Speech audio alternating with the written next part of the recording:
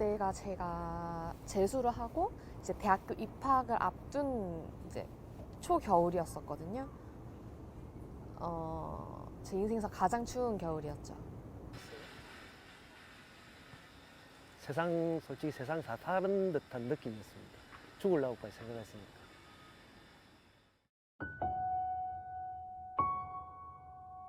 병원을 갔는데 거기서도 또 무서워할 틈이 없었어요. 다쳐서 피를 철철 흘리는 여자아이가 있었는데 그 아이가 우선순위가 아니라 말짱해 보이는데 저희 시우는 그러니까 그 부모가 와가지고 아니 애 말짱한데 우리 애는 지금 피가 철철 나는데 뭐 하는 거냐.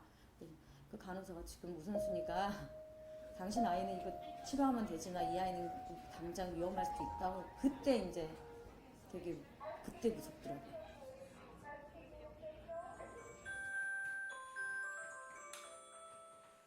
첫 집을 가진 거고 이제는 아이들도 다 키워나서 나도 이제는 조금은 숨 쉬고 좀 즐기면서 살 수 있겠다 했는데 사실 시우가 발병을 한 거거든요. 그러니까 너무 타이트하게 병원식으로 했을 때는 오히려 관리는 정말 잘 됐어요. 비당뇨 애들이랑 그렇게 차이가 그렇게 많이 나진 않았어요. 근데 아이가 안 커요. 정말 그 당뇨식으로 그렇게 하니까 병원에 갔는데 의사 선생님도 나중에는 혈당을 조금 내려놓더라도 우선 아이도 커야 되니까 고혈당이 계속 정말 높은 고혈당이 계속 유지돼야 그게 정말 몸에 안 좋은 거지. 그렇지 않은 이상 적절하면 괜찮거든요, 사실. 일형 당뇨병의 경우에는 인슐린 치료를 하는 것이 반드시 필요합니다. 하지만 자라나고 있는 소아 청소년의 경우에는 성인과는 약간 좀 다른 혈당 조절 기준이 있습니다. 그래서 성장기에 있는 어린이들은 그 나이와 성장 단계에 맞는 영양소를 골고루 섭취해줘야 됩니다. 그것은 당뇨병이라고 다르지 않습니다. 아이들이 먹고 싶은 욕구와 또 혈당 조절을 해야 되는 이제 엄마, 부모님 사이에 이제 갈등이 있는 경우가 많이 있고 실제로 그 진료 현장에서도 많이 보게 됩니다. 그래서 중요한 것은 아이에게 허용할 수 있는 그런 정도를 얘기를 해주고 그 안에서 좀 자율적으로 조절할 수 있도록 유연성 있게 조절하는 것이 중요하겠습니다.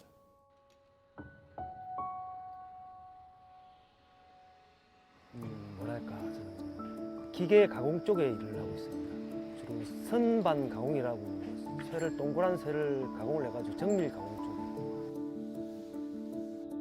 한 몇 년 전에 마라톤 하다가 다리 부상으로 발등에 실금이 살짝 가가지고 한 2개월 정도 쉬은 적이 있어요. 그때는 완전 뭐랄까 롤러코스터랄까 혈당이 그래프가 낙타등 아시죠? 낙타등 모양 그래 되는 적이 상당히 많았습니다.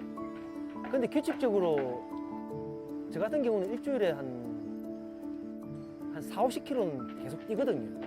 그걸 꾸준히 하면 혈당이 롤러코스터를 타는 게 빈도가 훨씬 줄어듭니다. 혈당이 그냥 스무스하게 그렇게 움직이더라고요.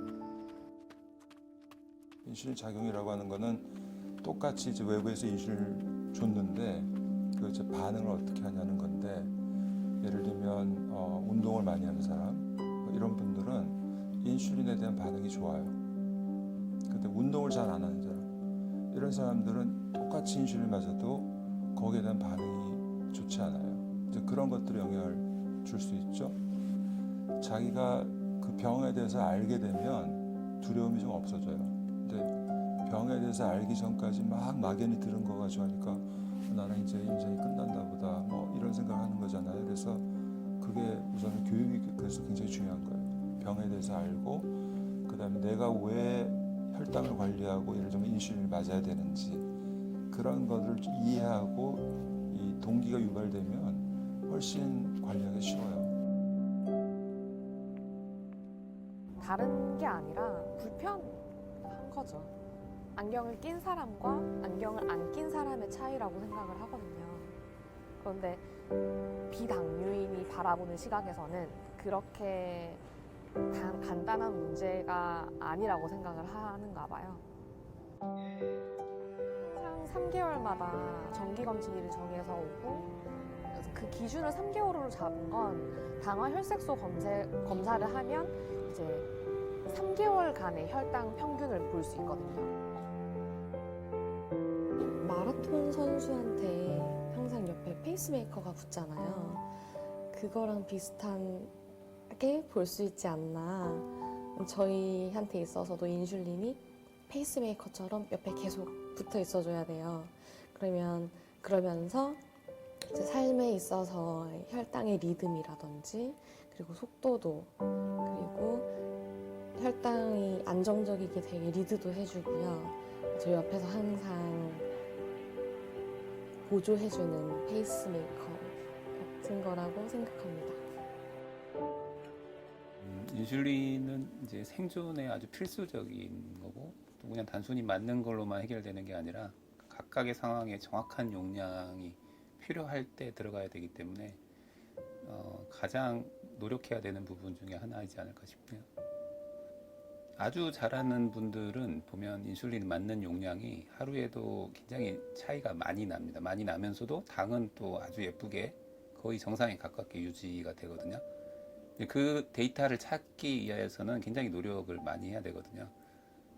매 순간이 이제 어떻게 해야 될까 고민하고 그 데이터에 영향을 주는 게 너무 많기 때문에 의사는 굉장히 쉽죠. 그냥 주사 맞으면 된다고 이렇게 얘기하니까. 근데 그 단순한 문제는 아니고 그런 걸 잘하시는 분들 보면 제가 봐도 굉장히 감동스러울 때가 많고 또 이게 하루 안 하면 또 금방 응급실에 실려갈 수 있는 이런 병이기 때문에 계속 고민하면서 매일매일 자신의 상태를 보아야 되는 이런 병이라고 생각하시면 될 것 같습니다.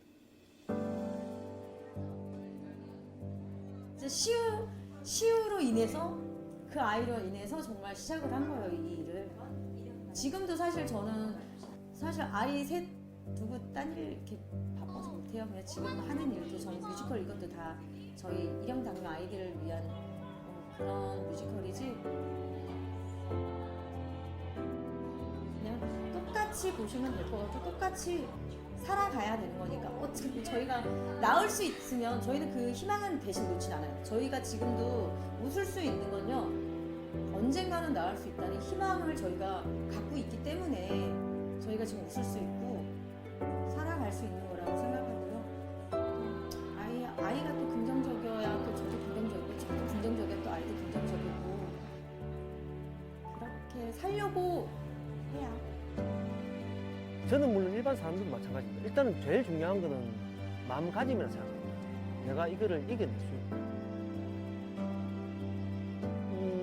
솔직히 멘탈이 무너지면 모든 게 다 끝난다고 생각합니다.